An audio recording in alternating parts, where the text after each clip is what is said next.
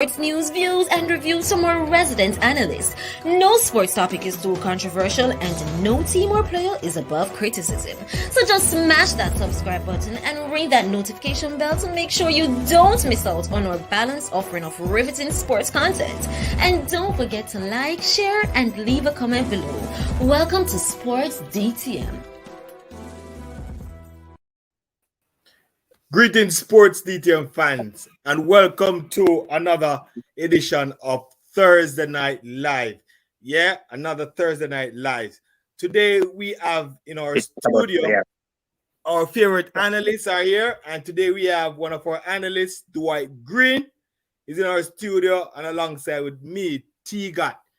Yeah, tonight we're going to have some lively discussion. We're going to talk about the usual stuff, soccer, football, the Reggae Boys, the Reggae Girlz, and we have a very piece that we tell you last week we're going to drop in, and that's the cricket. Yeah, we're going to drop in piece of cricket because remember, we're sports down the middle. We talk all type of sports, every sports, whether it be tennis, whether it be jacks, whether it be anything Jamaica play, we're on it. So welcome Dwight Green to Sports Down the Middle. What's going on, boss? Good evening, fans. Good evening, Tyrone. Yeah. It's nice to be here, ready to get into it. Let's have some fun. All right, good. So, Green, Dwight Green, his name, one of our favorite analysts. You might hear him sometime with a voice note, but now you get to see him live in action. We're going to start off with the Reggae Girlz. They just play a match against Costa Rica, and they were playing with 10 Costa Ricans went down to 10 players, but the match came out a draw, a 0-0 draw. And one thing happened is that we had the best striker on the field, which is the Manchester girl Bunny Shaw. Give us your take on the match and what's the takeaway we should have? Is there any positive going forward? To start a little bit controversial, I think Bunny Shaw is the biggest Jamaican player currently because we have no players playing in the Champions League or at the top of their league, male or female, that is playing for a big club. Manchester City is one of the biggest clubs in England, and Bunny Shaw is playing for Manchester City. We're not even male. We don't have a male footballer that's playing for Manchester United, Manchester City, Arsenal, Tottenham. Bunny Shaw, a female. True. The biggest footballer we have in the country. True. I think that it was a practice game. The girls aren't getting time to play with each other. I think we have a very good squad. And we really need to find some means of getting the girls playing together. Okay. It's a very good core of players, and I see them going to the World Cup. Okay, good. You say they're going to the World Cup. Well, yeah, it's their first game, with the team coming in together and they play out. People was expecting more. Should they have one of the biggest striker. Yeah, in the Caribbean, and think this is going for the world in Bunny Shaw, and the Costa Ricans were down to 10 men, and we did take advantage of that situation. But anyway, as I said, it's the first friendly, and we're expecting great things. All right, I want to big up certain people coming in. We have Primo Vision coming in. Big up yourself, Mr. Primo. We have Adrian saying, who is this Manchester man? Oh, boy. Yeah, man. So, big up yourself, Adrian, and big up yourself, Mr. Primo. Bless up, man. Primo. And bless up, Adrian. Yeah. All right. So, I have a next question to pose to you. The next question is, why are there no local female league happening now in Jamaica to get these girls ready, or to get some, because that most of the side is picked up of overseas players, our players playing overseas. Why are there no local league happening now in Jamaica. I want to say big up Mr. Simon. Good We have night. Simon Good night, here. Mr. Preston. Mr. Preston, big up yourself, Simon. How you Evening. doing? You on mute? So, Hope Mr. everyone's Simon, doing we're well. talking about the Reggae Girlz. Just concluded match that they play against Costa Rica, and they draw 0-0. And we asked the take, and we're saying now, why are there no local leagues happening in the country? You can give us your perspective on that, sir? A mixture of different reasons. One, the government having this viewpoint that we're still not ready to manage events of that nature, and a lot of people might say, well, it's contradictory, bearing in mind we have horse racing happening with spectators.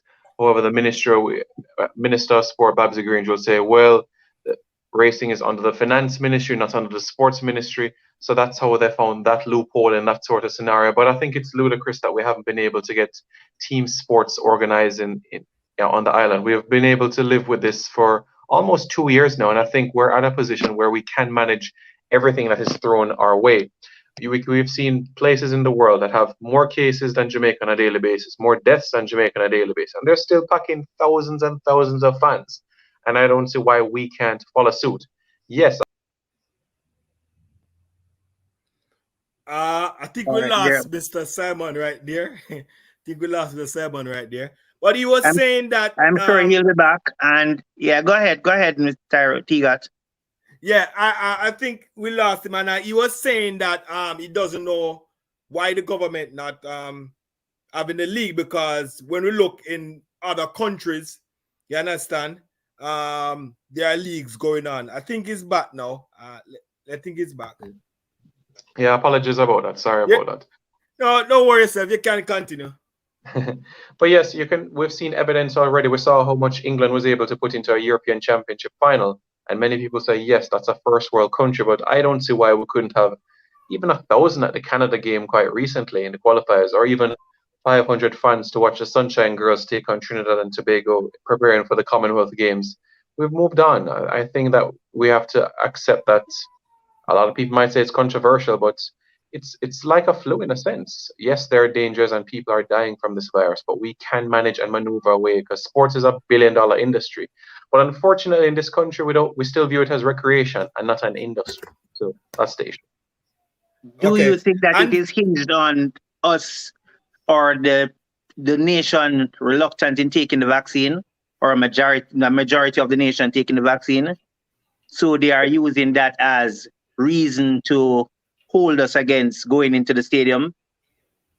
Yeah, the vaccine is like a scapegoat in a sense, because the expectation was to get at least 1 million Jamaicans by November. Well, by the end of October thereabouts, and we still haven't reached that landmark as yet, and they want to get 1.5 before the end of this year, and still we haven't been able to get that number. Eventually we'll get to that number, but that is what they're clinging on to, because we haven't been able to reach that sort of landmark.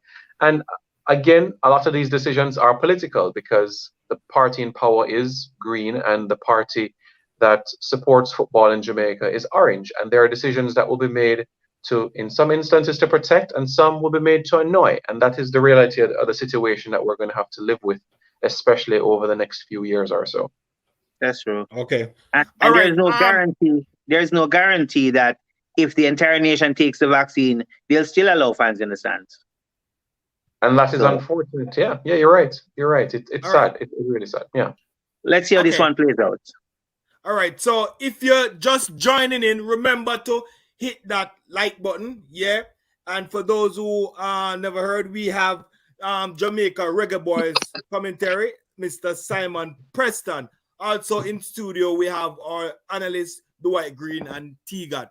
So Simon, we hear some good news coming up, right? And that the government will allow fans to come in the stadium for the next game. We're going to talk about the World Cup qualifier. Jamaica have 2 more matches coming up, all right? On August 12th, we play away to El Salvador. And November 12th, we play away to El Salvador. And November 16th, we're home to United States. That's No. right. And Give us your take on those matches and what we need to do. Starting with the El Salvador game. We're basically approaching the apex of our campaign. 6 games in, 8 to go, so almost the halfway mark. Nothing less than a win for me is what is required because of what we have ahead of us. 5 points behind third, 3 points behind fourth. Still a lot of work to be done, but you could say a step in the right direction. 4 points from the last 2 games. I go into this game knowing that only a victory can really help us to get that momentum. Yeah, a point on the road is great, and you would take that in a heartbeat, but El Salvador are not a great team. They're a little bit better than Honduras, that is for sure. So they'll present that sort of challenge. And in El Salvador, they would stop the league every fortnight or so that their local players can train. We don't do that luxury. Central American football is a religion, just like South America. They'll stop their local league just so their local players can train. So they will be at high intensity when they take us on. But we have the quality. So it's about ensuring that we're efficient with the opportunities that we get. How many will we get? That is to be seen. But another positive in our end is that the situation with the fans in El Salvador. So where they are the most boisterous, they won't be able to have spectators. So that could work in our favor. The last time we went to El Salvador, we didn't get a positive result, but I'm sure there'll be lessons that we have learned from that experience in the Nations League to build on towards in the World Cup qualifying campaign. For me, we need 4 points from these next 2 games, preferably 6, but for me, nothing less than 4 points. We need 4 points. Anything less than that, and we have to start thinking about trying to get hold on to 4th, trying to get 4th. 4th. All right, Dwight. We see that Ralston Watson is saying that the government is going to allow 5,000 fans in the stadium for the November 16 game against United States. I don't know the number, but fans will be allowed to watch the game. What's your take on that? You think 5,000 is good enough? Let's wait and see. 5,000 spectators in the bleachers or in the grandstand is not all. But if that's what they're allowing, let's see. We're very hopeful. I think we have a very good team. I think with or without the fans, the team should perform if they get time to train with each other. But that's another issue we're having. They're having 1 or 2 days to meet players that on paper are very good players, but they're not able to gel. So let's see what happens. Simon, what's your take on that? You think 5,000 fans is good enough to cheer on the boys to get that 3 points we need? It's a start, to be honest with you. Although it's not exactly what we want, I think it's a step in the right direction, and we should take it for right now. And hopefully January, when we have the big boys in Mexico and Costa Rica to come, that we can get into 5 figures of 10,000 spectators. So I would welcome that right now. I just hope that it's a scenario that it is a done deal, because I was privileged to be part of the 150 that was in the stadium for the Canada and the Panama game.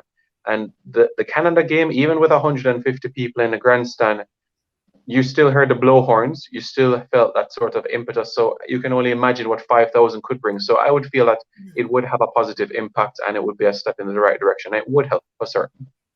So the amount of fans that game against Canada felt like way back in the days when the Reggae Boys was playing. Then they didn't name Reggae Boys. That's the Jamaica football team, with Peter Cargill and those guys. yeah. Green and I have that experience to go. We could go home, leave from work, go home, bathe, put on our clothes, and then go back to the match and still get a nice, comfortable seat. You know? Okay, all right. It was stated in the previous game, qualification game, that Tappa needed 5 points to keep his job. All right, he didn't achieve that. He got 4, right? Tell us your take. Why is he still there? Are you Tappa in, or are you Tappa out? Simon. Which one?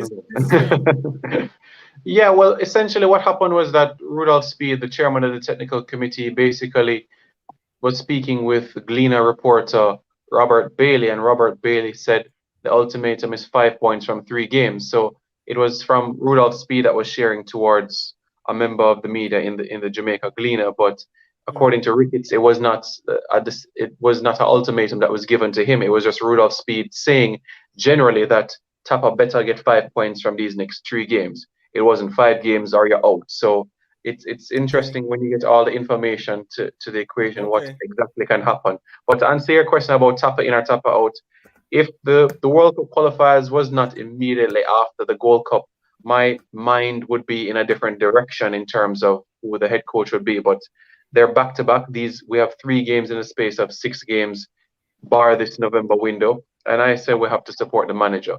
I know that there's flaws, I know there are deficiencies, but we have to support the man right now. Even if you were to get in a Jose Mourinho tomorrow morning, there still would be deficiencies and there would still be things to iron out. So we'll work with him for the time being. After the campaign, whether we finish 4th or 3rd or outside of the qualifiers, fine. I'm okay with making a decision after the qualifiers. But right now to speak, no, because there's some stability there and the players have respect for him, even though he's doesn't have that much the tactical aspect. He's more the motivational side of things.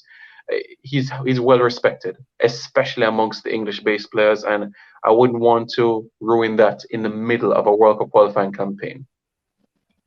I hear you said something a while ago. Green, I'm going to pose a question to you, but I hear Simon said something a while ago. You said that Tappa is well respected amongst the English players? Correct, yes. But it's rumored that Tappa don't talk to the English players. How is he respected and he doesn't talk to the English players? I hear that Paul Hall is a spokesman for the English players. If the word to go out to the English players is Paul Hall do the talking. So I don't understand that part. The operative word there is rumored. Not necessarily true. But Paul Hall come and said we had people on the show that had said so. What is Ty Simon? Clarify that for me. Well, just because you might not sit beside somebody at the breakfast table or the dinner table don't mean that you don't talk to them. So I wouldn't say that Tappa doesn't speak with them, but it's fair that he might not have a close relationship with them. But I wouldn't say he doesn't speak to them or malice them or anything like that. So I've had the privilege to be on trips with Tappa with English-based players, and I wouldn't say he portrays that sort of vibe. I wouldn't say he's anti-UK-based players either as well, although he has a strong, fond desire to have the likes of Owain Gordon and Johan Grandison and company. Those are like his stepsons in a sense, Javon Watson. But yeah, I wouldn't say that there's no communication at all. But as it relates to the tactical aspect, then that's where Paul Hall and Maron Gordon would speak to the UK-based players. But for Tappa on game day, it's about that motivation, reminding the players the badge that you're representing and what it means to represent Jamaica. And that's what he has been so strong in. He gives players the motivation to run through a brick wall. And not everybody can do that. Not everybody has that sort of presence. So I'll give him credit where that is concerned. And that is what senior players like Mariappa has spoken about in the dressing room. Mariappa has been around where there has been Schaefer, where there has been Tappa. So he says, even though tactically there are aspects that perhaps he could improve on, he certainly is a brilliant motivator. So I'll take that, I guess. Okay, all right. We take it from Simon. Remember, people, when you're coming in to hit that like button. Today we have in our studio Reggae Boys commentary, Simon Preston alongside Green and Tegan. We're talking about the Reggae Boys and the upcoming games.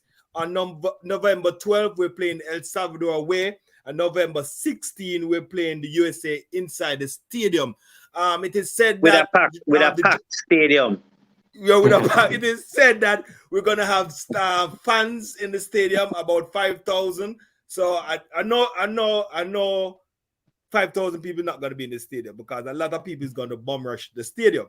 So I know 5,000 people is not gonna be in the stadium. But anyway, the government's at 5,000. So let's see what happened. All right. So Green, I was going to say to you, asking the same question. Are you Tappa in or are you Tappa out? All right. So Tappa in for me, as Simon had said, based on the fact that the campaign at start, we're in the middle of a campaign. It really would make sense to just bring in a coach now with a brand new system that the players would have to learn again. No, it don't make sense. And I think after a minute, they're warming up with Coach Whitmore. I see the team playing well together. I see the team gelling together, coming together. I see 6 points in the next 2 games. Okay, beautiful. Simon, our friend Ian Campbell said it was no rumor that Tappa did said it, that he didn't speak to the English player, it was Paul Hall. But he said it in an interview. But anyway, that's gone. So let's move on. All right. The JFF is considering adding or recruiting new players. Simon, this goes for you first. What do you think about that? You think they should be adding players now in the middle of the campaign? For me, if you're going to add players to the pool, it has to be either for one of two things. Either depth to what you currently have in areas where you know there's deficiencies, or somebody that will be, a genuine starter. So the defensive midfield positions, yes, you need depth in those areas, whether it be Jordan Cousins, whether it be Kevin Stewart, whether it be Javain Anderson, fine. I'm cool with that. In terms of the attacking gems, if you're not of the ilk of somebody that is going to start, honestly for me, unless there's injuries, no. But I'm okay with new faces in the squad once they're adding depth in the areas that we know we're going to need them. You're prone to get yellow cards if you're playing in the middle of the park. So I'm okay with defensive midfield options being added to the pool, 100%. The attacking gems, we have in a lot of names to call upon. If Damari Gray is in the mix, fine. But apart from him, Ivan Toney says he's still undecided. So for me, it's just the defensive midfield positions that would deserve that sort of priority for me. Okay. Dwight, do you think that the JFF should be looking at players now? And I know one era is a very ticklish era for us, and it's the era that Aka play. Is that defensive mid, right?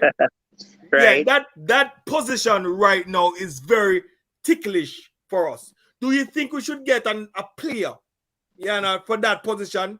We have Grant playing that role, but should Grant be out? Do you think we should have somebody to back him up? All right. So, as you said, new players, he has to be head and shoulder above who we have.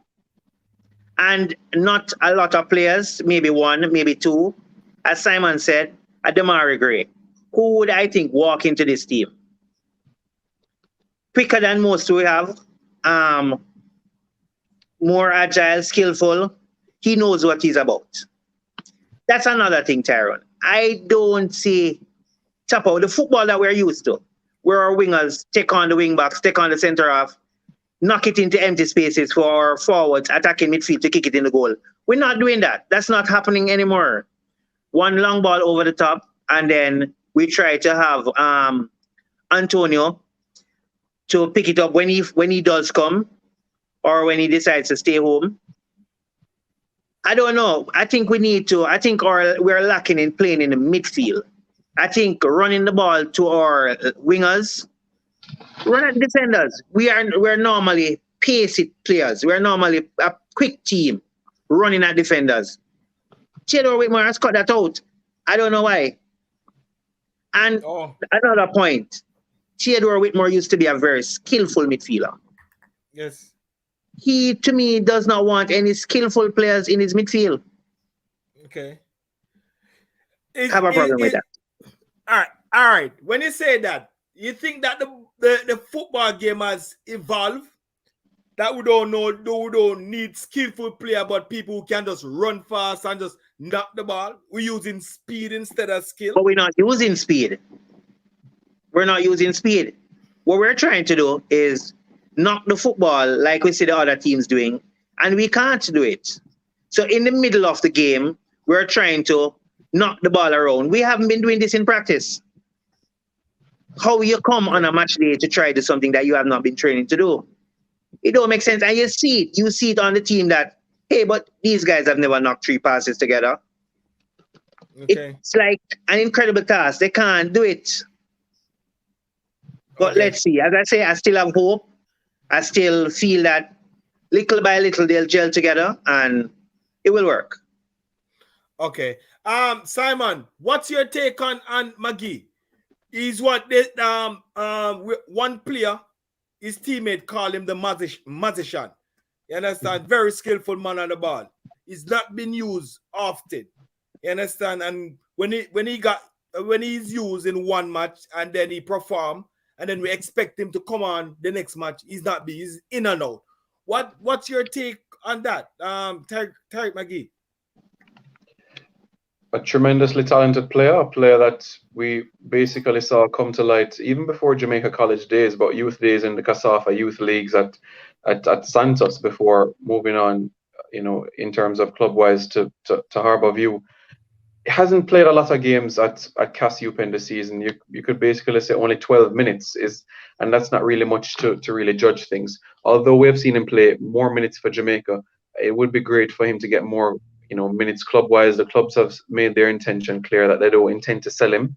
So that's basically saying it from their perspective. But I do believe there's a role for McGee in the team. I understand if he's not going to play every single game, and I understand that there are games where perhaps a little more energy is needed, and that's why he might not be used. But there are games where his ability will be needed, especially against Central American opposition. So that's why I feel that there are specific games for him. Not going to play all 14 in the campaign, but for me, he's at least in every 23 or 27-man squad that has been called up, barring any injury for me.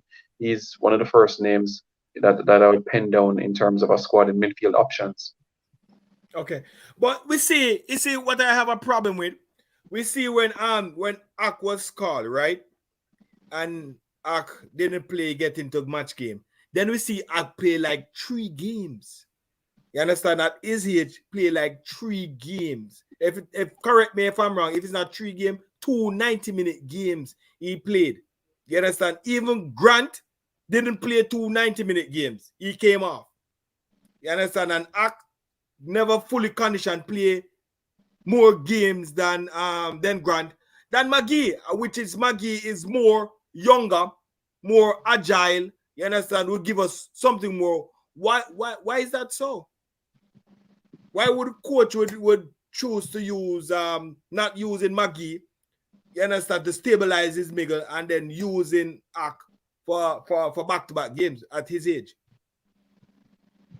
Trust in the veterans in Haka, because he's worked with Haka for so long, and from Gold Cup 2011 thereabouts. So we're talking about 10 years of working with the player in a sense, perhaps a little bit longer than that. So he knows exactly what this player can do, not only off the field but on the field as well. So there's that sort of trust, and he's working with Haka on a regular basis in the training session, so he would know what he has in the tank. Haka is always a tenacious player, even though he might be closer to 40 than he is 30. He still has that ability to be able to give every single inch of energy out of him. So that's why I would see more out of him in that sort of aspect. But it's not the first time we're seeing Tappa having a situation where the midfield is, I wouldn't say boring, but quite vanilla in a sense. We've had Rudolph Austin and Jason Morrison playing together, Rudolph Austin and Marvin Elliott, 2 defensive midfielders, 2 holding midfielders. So it shouldn't be a surprise where you have Speedy and Grant together, because that's how Tappa likes to work. We saw that with Ewan Grandison as well when he was part of the setup. So it's what he feels like is a solid base in a 4-2-3-1 or a 4-3-3, whichever way you want to look at it. And I don't think he'll deviate too far from it in a lot of matches in the campaign. Okay. All right. One more question, Simon. We see a player that wasn't being called up. Ravel Morrison. What's your take on that? Why, and do you think he should be included in the next 2 games to come? Absolutely, he should be included, because a player of his ilk and ability is a player that can change a game in a matter of seconds. So what he can do in a football is absolutely breathtaking, and he would have to be in my 23-man squad.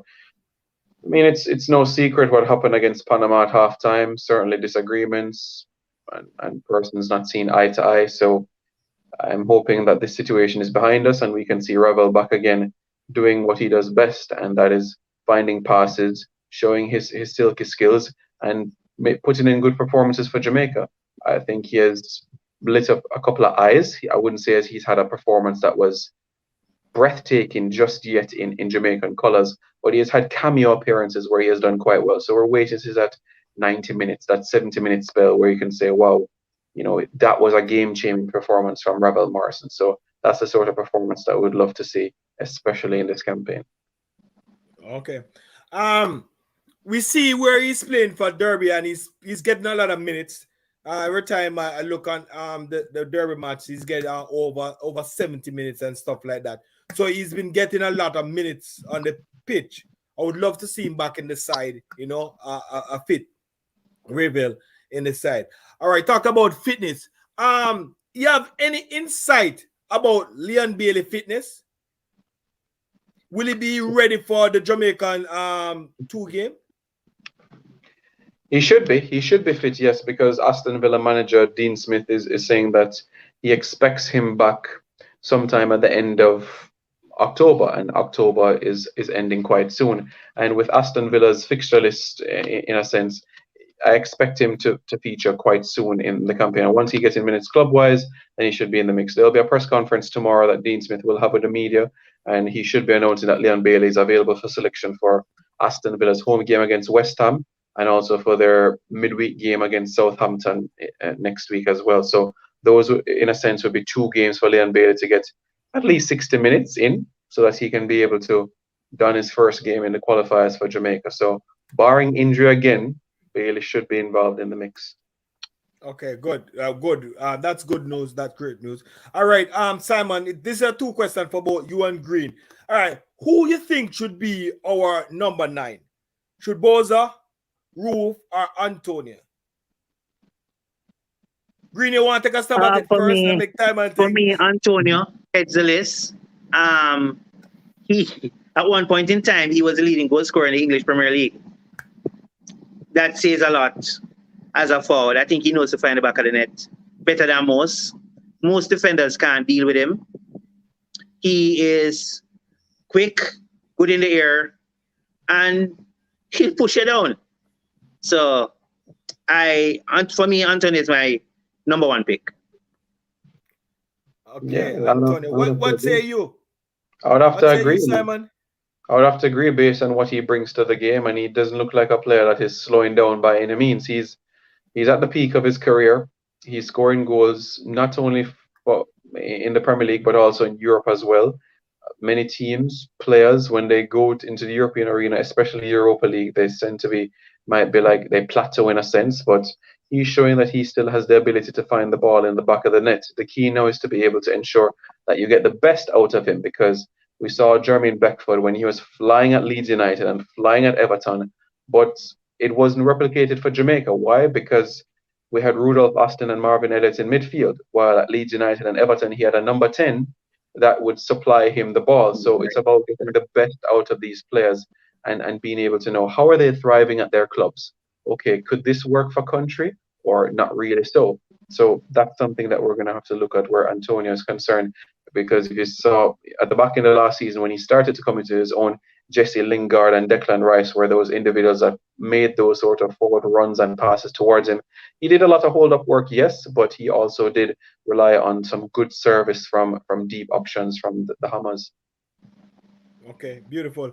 All right, fans, DTM fans, you're watching DTM live on a Thursday night. Today we have in our studio Simon Preston, Reggae Boy commentary, and we also have Dwight Green and T-God. If you're just coming in, remember to smash that like button. We're talking about the Reggae Boys. Now we're going to ask Mr. Simon Preston to pick his number 11 squad, or the 23-man squad he think should be called up for both El Salvador game and the US game. Simon, give us your 23 squad. Or 11. All right, no problem. That you should think should be get called up. All right, let's go at 23 then. All right, no problem. Andre Blake, Dylan Barnes, Jaden White, Kemar Taxi Lawrence, Albus Powell, O'Neill Fisher, Damian Lowe, Adrian Mariappa, Liam Moore, Ethan Pinnock, I believe that's 10, Anthony Grant, Devon Speedy Williams, Ravel Morrison, Daniel Johnson, that takes it to 14, Haka 15, Junior Flemings 16, Leon Bailey 17, Antonio 18, Bobby Reed 19, 20, Jamal Lowe. 21, if the passport is ready, Demari Gray, if the passport is ready. Ravel Morrison, 22. I think he said Ravel twice. He's that big of a player. He's that big of a player, though. That he's that big of a player, yeah, that he can be mentioned twice. Exactly there. Yeah, and in terms of the other options that are available to us, I would throw in Darren Mattox into the wings. Darren Mattox? I agree. And I don't know why he's left out. I don't know why he's left out in the poll. What? It look like I'm gonna read it. It look like I'm gonna read it. The thing, reading the thing that I have. Greetings, Mr. Join us. We have Mr. Eddie Guna join. Eddie, it look like you guys reading my thing. What's up, Green? But anyway, go ahead, Simon. Go ahead, You look like I jump in at the right time. That's correct. The Darren Mattox. Yes, but hold on. Put a pause. Did he finish Green? He never finished yet. He had one more name left. One more name. Go ahead. Kimar Roof, 23. Well, hold on. I never hear Maggie. Did you hear Maggie Green? Yeah, man, I mentioned Maggie. Yeah, all right, now to the Darren Mattox thing. Oh, wait, before we get to the Darren Mattox thing, we're not climaxing. Green, do you agree with this 23 man? Yeah, would you add anybody else? No, I fully agree with that squad. Are you not add anybody else? Or take out anybody else? It's fine if you take out some because Ravel Morrison again. Huh? Go again for a third time, Ravel Morrison. That's a United connection, you know. Look behind him. No. Yeah, hold on, man. Mattox, Darren Mattox is playing in the USL. USL. USL. Yes, he's playing in the USL right about now. All right. Why is he not in the Jamaican squad? The Reggae Boy squad? Why? Wait. First, I think the question is, should he be in the squad? I don't think he's an automatic selection at this time. Right. Okay. Should he be in the squad? All right, Eddie, since it's not, Eddie, No. let's start with you. All right. For me, no. I think if we're adding any strikers, we need somebody totally different or we need an upgrade. And I don't think he's an upgrade on anybody that we have currently. So for that reason, no. And remember, he got his time, you know. He got his qualification, he got his run, he got his Gold Cup. I think now is the time for us to see what other players can do for us. So it's not a knock on Darren Mattox, but I think we just have better players at this moment. But wouldn't you say that for Aka? Didn't he get his time? Did he do his qualification? Why is he now in the side? No, that is true, but we don't have different circles, as Simon is saying. We don't have the backup. We don't have the other players in that position. Whereas with striker, we have a lot of players. So that's a major difference. Okay. So, Simon, why should, all right, let's go with the should. Yes, Simon is the one that wrote that story, you know, that Mattox story. So should Darren Mattox be included in the Reggae Boys side at this time?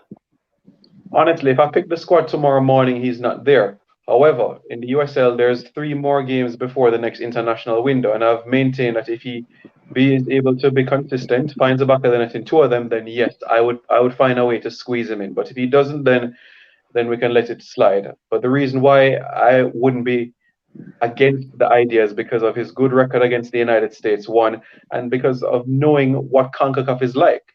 A lot of these English-based players, it is taking time. I'm so happy that the likes of Bobby Reid came in from the Nations League. Mariappa has been around for a decade, so they see what the rigors is like in CONCACAF, and many are going to understand that it's no walk in the park. And Darren Mattox knows exactly what it's like in this sort of region. It's not easy, yes. It's not UEFA, it's not CONMEBOL, but it's still a scenario where you have to work your socks off. And he's somebody that, even though his build-up play, his hold-up play might not be the most exquisite, but you put that man in the 6-yard box, and if he sees the ball, he'll find a way to stab it in one way or the other. So I'm fine with that. Okay, Darren Mattox. I remember he was playing, I think it was the last Gold Cup he played, and they had him on the bench, and then he come on and he scored a goal, and people was wondering, what happened. Then we don't see nothing from just disappear. But I've been catching some clips of the league that he's playing. You know, I was thinking myself, why not Tappa? But as what Eddie said, we have a lot of forward is there right now. You know, we have forward running over, a lot of forward running over, and so even we have Burke. Although he's not healthy, what when he get healthy? Who will go if Burke get healthy? Simon? Yeah, that's why I'm thinking that it won't be a 23-man squad this time around. I think it will be the 27 that what it should have been. As we know, it should have been 27 in the last window, but we had 4 members of the JFF executive that traveled, so we weren't able to carry our complement of 27. So that's why I think we should look at it from a perspective of 27 once the JFF doesn't look at it from a scenario of trying to get more administrators on trips. So it should ideally be a 27-man squad. That's what Canada is doing, what Costa Rica is doing, the United States. So I think if it's a 27, then Burke is definitely on the plane, easily. Okay, definitely. All right, fans out there, if you want to join the chat, there's the streamline there. You can click on it and we'll add you, and you can have your 2 cents. All right. So fans, if you want to interact with the analysts, it's Simon. Just press that link and we'll add you, and you can have your say. All right, Javain Brown, what do you say? Mr. Prima Vision. Primo, big up yourself. Javain Brown, Simon. What about Javain Brown? Did you name him in your 23? No, I didn't, but he would make my 27. So he'd make my 27. Make it 27. Yeah. Okay, so I think the thing should move from 23 to 27 because there are so much players out there that need to be added. All right, cool. Yeah, exactly. All right, but judging by the JFF and their financial woes, we might not even get a 23. We might be getting a 19. You know what I mean? Like the last time, and that 19 would include 3 goalkeepers. So we need to be. I like the fact that Simon went all the way to 27. That's really hopeful thinking, but I'm certain that we'll get lower than the 23-man squad. Okay. Hope for the best. Beautiful. Hope for the best. All right. We're gonna switch a little bit, and we're gonna move on to some cricket. Simon, you know about cricket, right? 2 cents you can give. You can have 2 cents can give. All right. We know that the T20 is happening right about now, and we have the West Indies in playing the match. They played 2 matches and they lost. You understand? And they're going on to play. They're moving on to play Bangladesh on Friday. We'll not talk about that match yet, but we want to give a look back on the 2 matches that they lost against England and against Pakistan. Green is our specialist when it comes on to the game of England cricket. and South Africa. And South Africa, sorry. Yeah. So Green is one of the specialists. So Green, what do you want to give us your insight or your opinion about the 2 match that they lost, the England match and the South Africa match? For me, think the first thing that happened against us was that we lost the toss. Against England, batting first is a problem for most, if not everybody. England cheats well, very well. England is going to always knock off your runs. It doesn't matter how much you put on the board. England find a way to knock off your runs in 18.5 overs. For us to put 55 runs on the board, that was something else. Joke. We didn't have a chance against England. I didn't think the team was ready. I think the team is old. We had to select that team because there's nobody that's performing or outperforming these players who are holding up their hands to say, hey, select me. I'm not a Chris Gayle. I'm not a Darren Bravo. I'm not a Andre Russell, but I'm performing. My numbers show, put me in. We have to work with who we have. Tried and proven. It's just that they just didn't come through this time. Okay. In the South Africa game, I think we tried. For some reason, I think Simmons thought we were playing a test match. He was out there. He faced 5 overs off the 20 for what, 12 runs? That can't work. That can't work. So we need to go back to the drawing board, attack this Bangladesh team. I was hoping we'd have gotten Bangladesh first, beaten them, although that's not guaranteed, and give the guys some sort of vibe to go play the other teams. But momentum. Yeah. we are now out of the tournament. Unless we win our next 3 games and England lose their next 2 games. I don't see it happening, but stranger things have happened. Stranger things have All right, Simon, what's your take? Do you watch any of the T20 games? Yeah, I had the privilege of being the analyst for the Tallowers 2013 to 2016. So I had the privilege to work with some of these guys. So yeah, it was during our most prolific spell, winning 2 titles. So it wasn't a surprise to see the squad that was been named. You know, as Green made mention, it's like you have a car in 2010 and you have the same car 5 years later. It still works, but you know, you still might need a bit more maintenance than you did 5 years ago. Yeah, losing the toss was certainly a big deal. When you go to Dubai, you bowl first. That's exactly what you're doing in those sorts of surfaces there. So disappointing from that perspective. And we saw what Ruston Chase did in the warm-up games, what Lendl Simmons did quite recently as well. There's no more margin for error, because not only do we have to win these games, these 3 games, or win them handsomely as well, because the net run rate is really, really woeful. You know, minus 2.5 to that sort of extreme. You already have England on 4 points. You already have Australia on 4 points, and you already have South Africa on 2, Sri Lanka on 2, and somebody is going to beat up Bangladesh at some point as well. So a team is going to get to 6 points. So that's why starting tomorrow, that's where everything just has to come to place. If not, then it will be the end of the campaign before some teams even play their second game of the competition, which will be woeful, bearing in mind these are the defending champions of the competition. So tomorrow it has to come right, even though our record against Bangladesh in recent times have been mixed, like an enigma in a sense. We had the privilege to tour Bangladesh early this year, January, February, thereabouts. It wasn't the best in terms of the white ball games. The red ball games were brilliant, yes. But in terms of the white ball cricket, we have struggled with them in recent times. Our first World Cup in 2007, they put us into bat, and we showed that we couldn't be able to post a good score. So if we win the toss tomorrow in Sharjah, yes, let's bowl, because Bangladesh has shown some weakness in the tournament with their bat. Their bowling has been great with Shakib Al Hasan, but the batting in Scotland, against Scotland in the first round, they showed some woes. Even against Papua New Guinea, there were some moments where we're like, what's going on here? But their bowling has always helped them through in some tough moments. So let's hope that we're going to win the toss. That's something that we haven't done since Darren Sammy won the toss in the final 5 years ago. Wow, that's crazy. All right, so next question. We're going to start off with Green, because I really have him on this program for the cricket.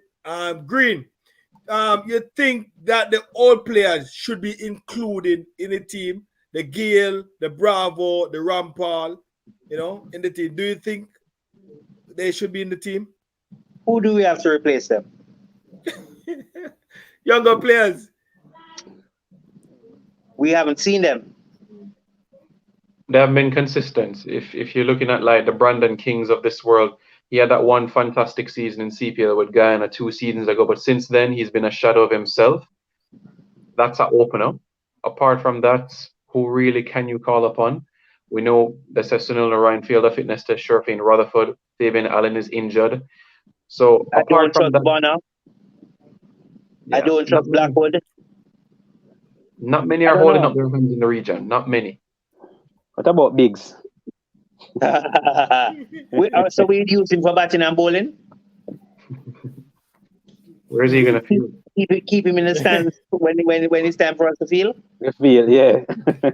big liability. Put him at third man. Yeah. Okay. I was disappointed Right, that we didn't have Narayan, though.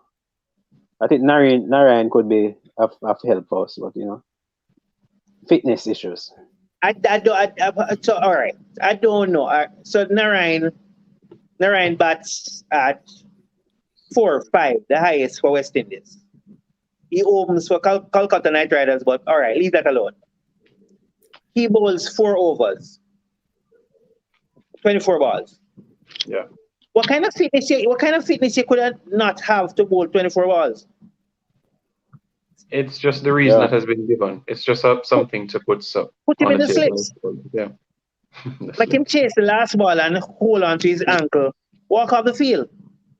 You have a look at He belly don't too, need more than to bowl his 24 ball. Bowl his 24 balls and swing the bat 17, 18 times for a 30, 40 runs. And that's it. Yeah, the inconsistency is clear because Ravi Rampal has the guts the size of planet Earth. So and he's still bowling his 4 overs. So True. And it's really sad because I saw Narayan taking his team to the semi-finals with bat and ball and still unable to make the West Indies team. For fitness, they could have come with a better excuse. Okay. Is it that the fitness regime is so hard? Well, the fitness test? What's the difference? Maybe they're training to be a soldier. It's different for everybody. It's a different fitness test for everybody. So Rakeem Cornwall passes the fitness test for test cricket. Exactly. Big up bigs. Yeah. Top player. All right, so with the last question going out there for all the cricket fans, all the DTM fans, our cricket fans, do you think West Indies can win the last match? Last 3 matches. Not the last match. West Indies now win a match, and we're not winning a match. I said that before. Not one. Okay. Not one. Too much phone numbers. As Kurt said, the scores, when you look at the scorecard, too much phone numbers. 9, 6, 7, 0, 5. We can't work with that. Careful. 8, 7, 6. We can't work with that. So we have played 2 matches, 2 innings. How many players have been in double figure? Chris Gayle with 12 and 13. Evan Lewis. And Lewis. Just a few. Kieron Pollard, 26. That's in 2 games. That's 4 batsmen. Chris Gayle being 2 of 22. Mm-hmm. Sad. Yeah. If everybody go there, make 10 enough. 110. That's 10. 110. Well, they have to come with a plan and strategize and see if they can make something. You agree? Yeah, that is right. If everybody make 10, they can put up a score, or somebody make 20, you know? They can put up something, a decent score. But anyway, that's it for the cricket. Let's move on. Eddie, you have any question to ask Simon about the Reggae Boys coming up with the games coming up on the 12 and 16 of this month? Not really, no, but I want to touch on the Reggae Girlz and the news that broke today with Coach Busby. Okay, yes. Do we think that will have a knock-on effect on the Reggae Girlz going forward? We have, we're supposed to have some friendly games coming up, and we have crucial World Cup qualifications coming up. Do you think that will have some form of effect on the team? I feel it will hamper plans as it relates to the coach's tenure. That is left to be seen, because still at this point in time, it's still allegations. The coach has denied those allegations, and Reggae Girlz have come out in support of Hugh, saying that this is not the sort of character that he is. But they do plan to meet with him at some point. The JFF is going to meet with him on Tuesday to discuss matters. But yeah, there were plans to have a camp in Jamaica in November, because the qualifiers are February. Because they don't want the first time we're taking the field in Jamaica would be a qualifier. So at least the girls can get an opportunity to be on the island, to get accustomed to the facilities and so on and so forth, the stadium, all of that. So this could, in fact, hamper the local camp, or just might mean that we might have a new coach having that local camp. I feel it's a knock-on effect, because these girls have known Busby from the World Cup, and even before that under Hugh Menzies' regime, when he was the assistant coach and the goalkeeper coach at the time. So they built a solid relationship, and a lot of these overseas players were actually scouted by Busby as well. So there is that strong sort of relationship. So I'm hoping that it's allegations and it will remain at that, and it will be brushed aside in a couple of days. That's my general hope on the matter. And that I'm just still baffled at why 10 years later this is brought to light. Why wasn't this brought up 11 years ago? That seems to be the trend right now, you know. Yeah, well, like I guess something always come out of the woodwork, something always come out of the closet. You understand? Somebody went to do some spring cleaning. You understand? But we Something hope else that pop out. the allegations are not true because we don't want any disconnect with the team, especially at this time. The players tend to be, playing well under Busby, so I want to continue this. We don't want to change a coach. It's not like the Reggae Boys, the persons are crying for a new coach. We definitely don't want that with the Reggae Girlz at this time. Right. Because this is where we're coming together and we're gelling. We have a lot of, players from abroad, and it's a nice unit. Players coming together and we're performing and we're gelling. So. Okay, beautiful. All right, so Simon, this go to you. What do you think that Tappa should do? You think he should change his formation going to the next game? What do you think that Tappa should do for the next 2 games? Well, specifically for the El Salvador game, I would love if he followed the same sort of route that he did for Honduras, where you be that sort of dynamic, flexible sort of approach. Have that back 3 for a portion of the game, and then a back 4 in that sort of 4-4-2 sort of frame. And I think it worked quite well, as the Hondurans weren't able to really settle.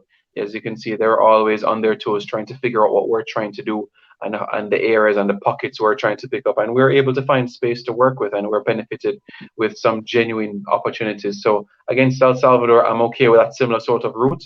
But against the Americans that will bring that sort of physical approach, I would go with things from a different dimension. So that's why I'd say for the 2 games, different sort of approaches. But certainly for the El Salvador game, a similar way to how we approached Honduras and got that win.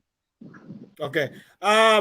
Green, I soon touch with the US game, Simon. But Green, do you think that Tappa should change it up a little bit more with the El Salvador game coming up? You think it should try something different?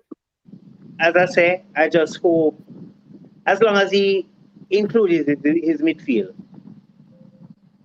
he'll get better. He'll get much more to the players. Okay, beautiful. Simon, we have not beaten the US in a very long time.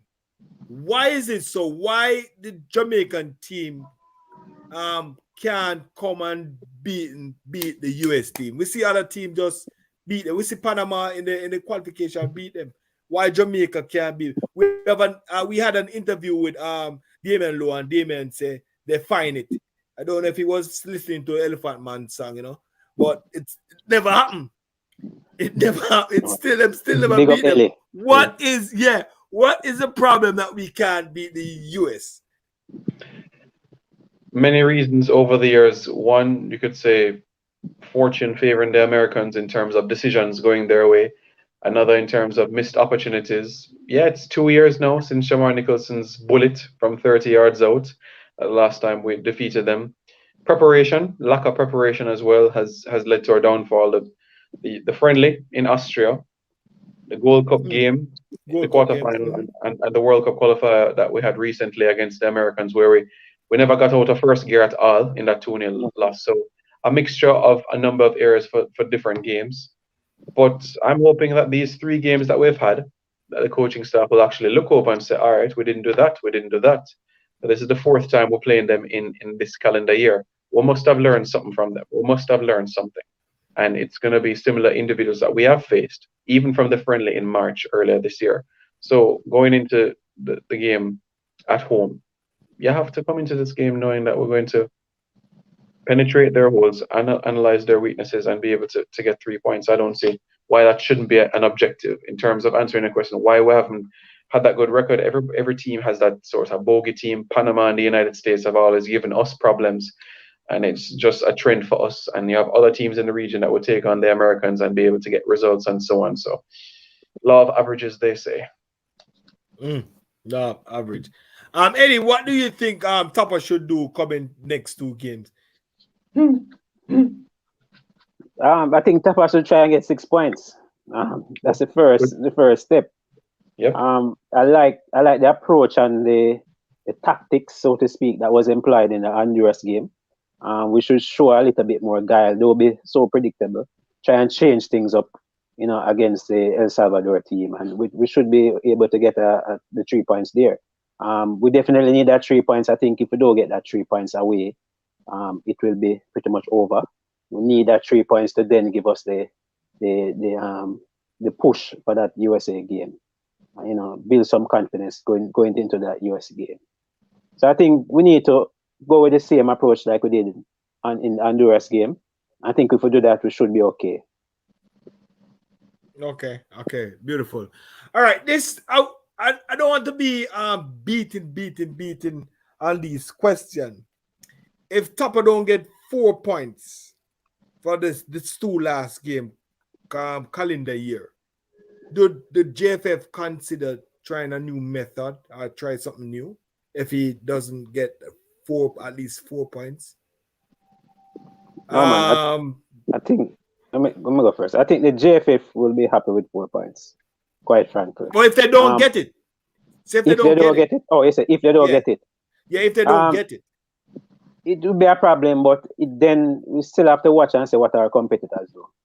That's the way we have to think about things right now. If the other teams get draw, we should be okay, even if we get 3 points. So it's still not over. We still have to watch to see what the other teams are doing. We still need to rely on the other teams to climb the table. So, we can't be dropping a lot of points, but if we get 3 points and the other teams draw, we might be in the boat as well, same way. Simon, I pose the same question to you. Do you think we should just change the thing if we don't get the at least 4 points from the next 2 games?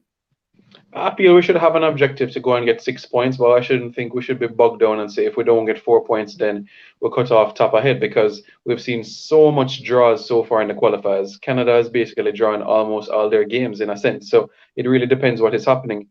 3 points off 4th and 5 points off 3rd is not unachievable by any means, so we should never lose hope, even if it is we get 3 points from the next 2 games. Because it really depends on what the US is going to do, because they're going to have to play USA at some point. Costa Rica is going to have to play against Honduras at some point. So points will be dropped from some, points will be shared. So it really depends on how things are going to work out where that is concerned. I don't expect the gap to be massive unless we lose the back-to-back games in November. Okay.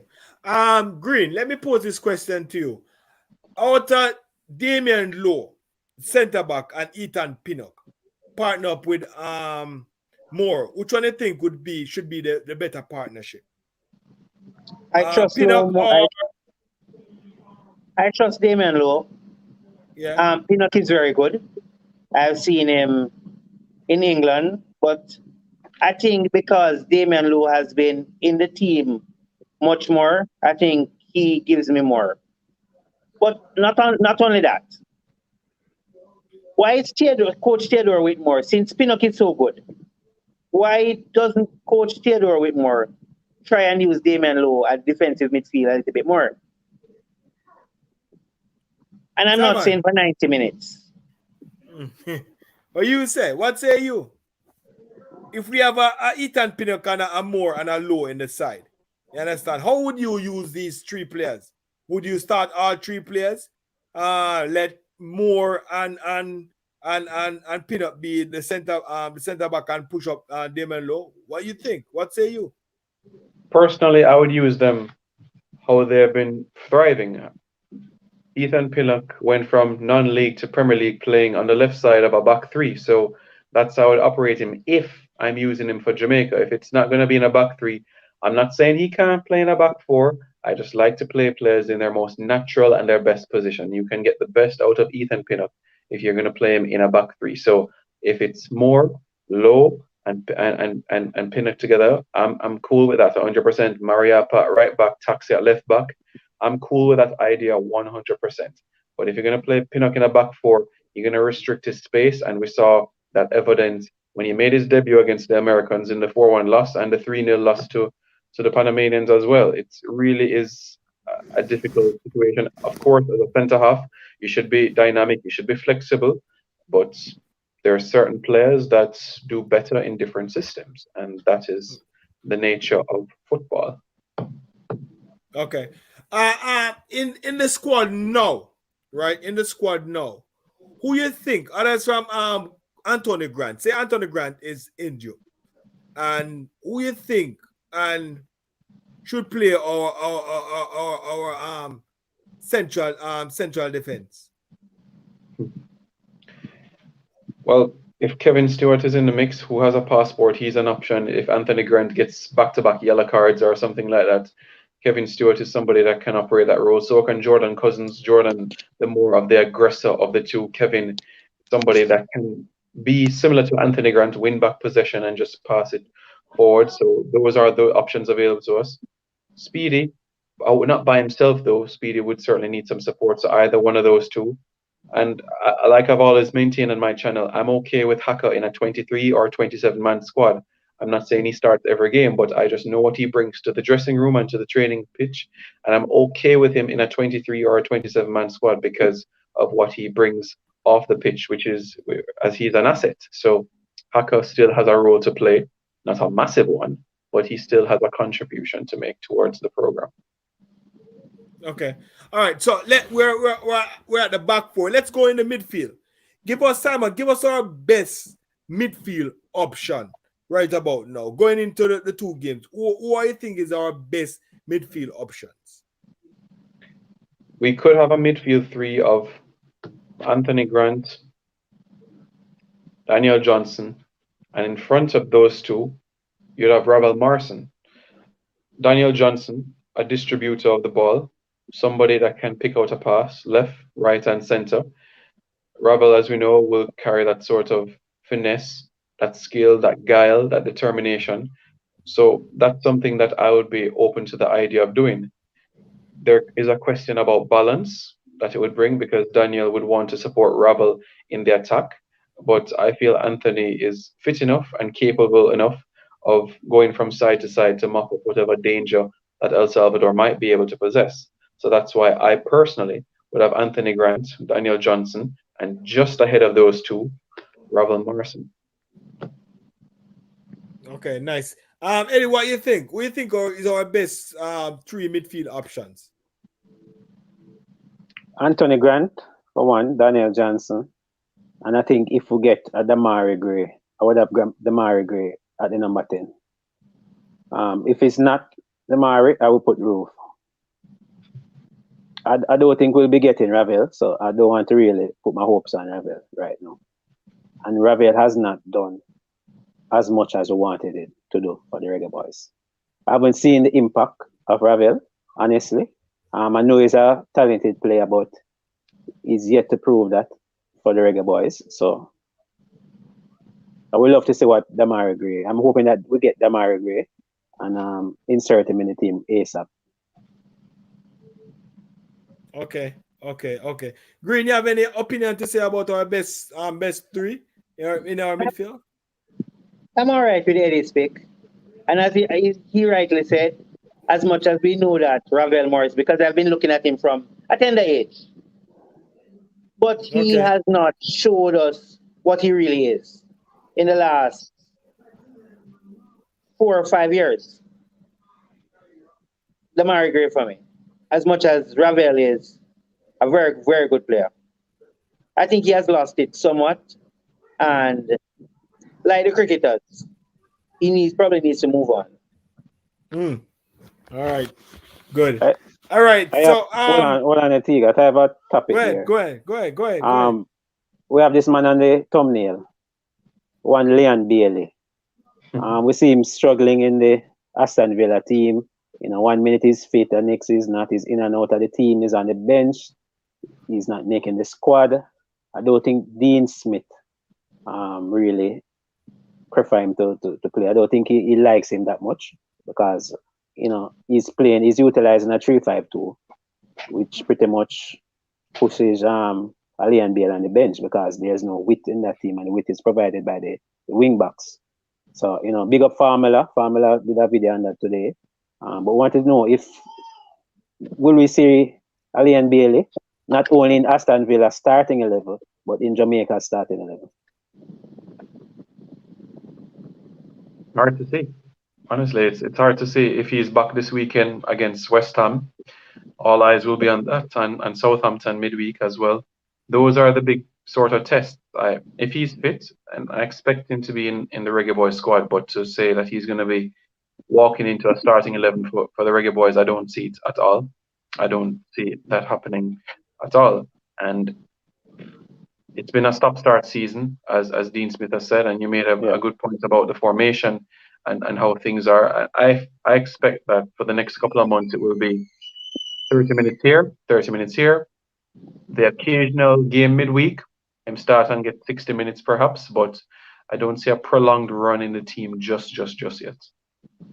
Yeah, because in the summer, if you notice a change formation to bring in Ali Watkins along with Danny Ings. So they went with the two strikers up top and pretty much forgot about Leon Bailey. So I was just wondering why was Leon not considered when they were, tweaking that formation? Because we can have a Leon Bailey as a wing back. Not at all. So I don't know what they're going to do with Leon Bailey, but something has to change because we need him firing for Jamaica. Green?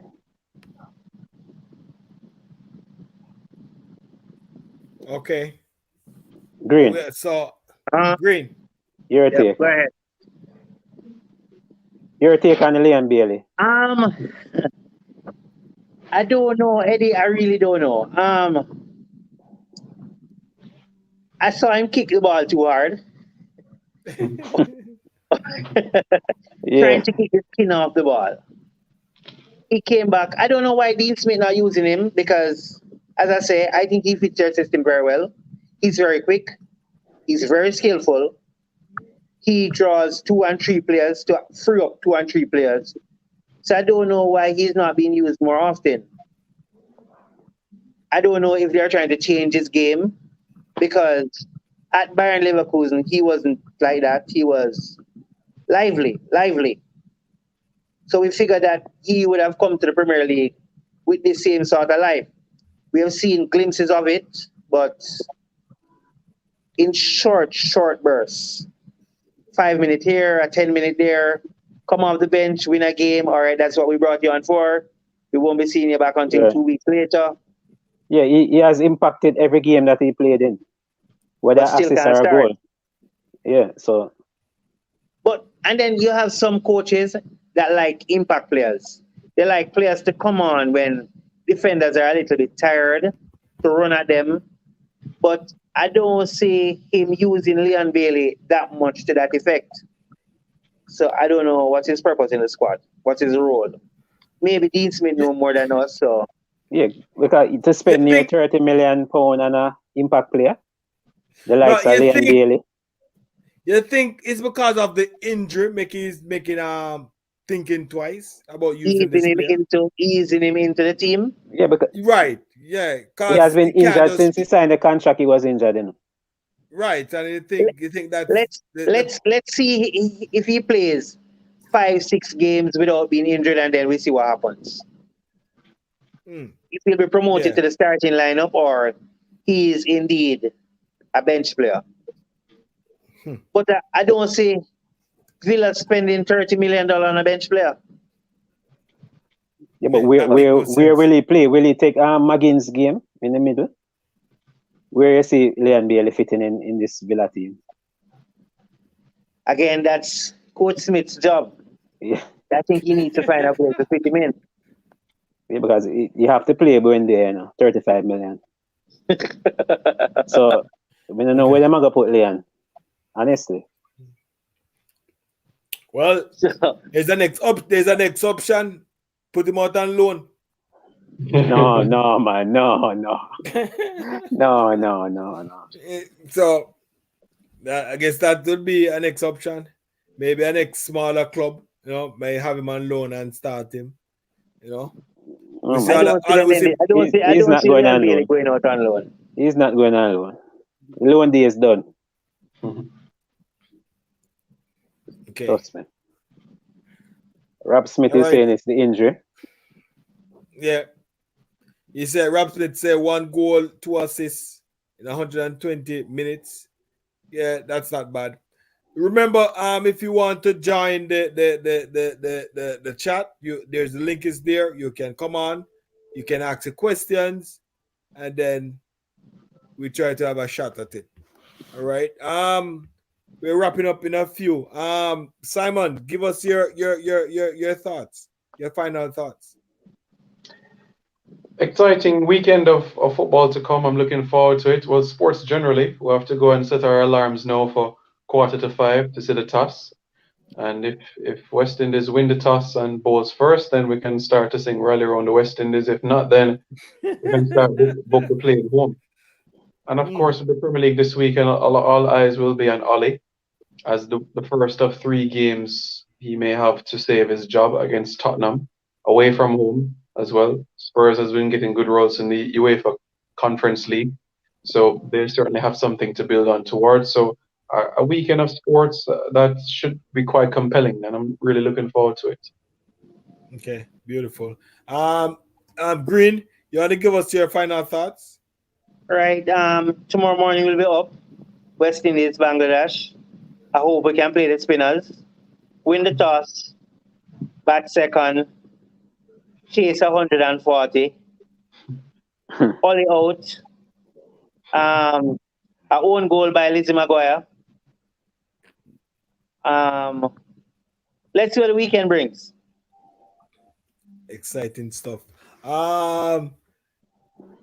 Eddie, your final thoughts. Well, all the best to the West Indies. I will not be getting up early to watch them. I'll be getting up early to go to work, and I'll be checking the scores while I'm at work out in the field. So all the best. Ravel In. I would love to get a draw in that game to keep Ali's job. It will be a good battle against Spurs. Both managers on edge. Anyone could go at any time. So I'm hoping for a draw in that Spurs United game. Arsenal to win, of course. And hopefully Aston Villa starts Leon Chippy Bailey. Okay, good. All right. As tomorrow kicks in the cricket, my final thoughts here, I hope West Indies can win the toss, put Bangladesh in, bowl them out cheaply, and then hope Chris Gayle come, open up, they let Chris Gayle open the batting order and make some decent runs. Yeah.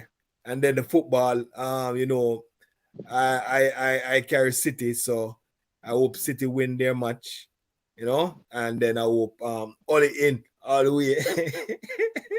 Yeah, Ollie in all the way. So hope that Manchester can do something. But anyway, all you fans out there, thank you for joining. And this has been another exciting Thursday Night Live. We had in our mix Dwight Green, one of our analysts, cricket analysts, coming in to join us. And we have Simon, Reggae Boy commentary. And later on the program, we had Eddie Guna coming in. We want to thank all the players that have been leaving their comments. Want to thank Rob Smith. I want to thank Javain played that. And we want to thank Mr. Provision. Provision was there, right? Yeah, Mr. Primo. Primo Vision. Yeah, big up Wayne as well. And people go over to Reggae Boys commentary and subscribe to Simon's channel. Subscribe.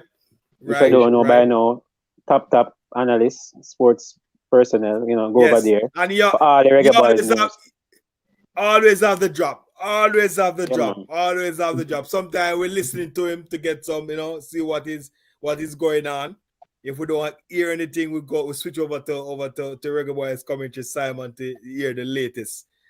So over there sometimes getting the latest to come back and report. And we also want to big up Adrian for your comments. We also want to big up those who are in the back end of the studio working. Ricky, one of our analysts in the back end working, and Andrew Eds in the back end working. We want to also big them up and thank them. See you again next week on another episode of Thursday Night Live with the DTM. Thank you again for joining. And remember to subscribe, share, and like. Yeah. Have a wonderful night. Thank you again, Simon. Thank you again, Simon, for coming on. Green, big up yourself. We'll see you again. All right. Thank you, everybody. Big up. Gentlemen, have a good night. Same to you. Stay safe, people.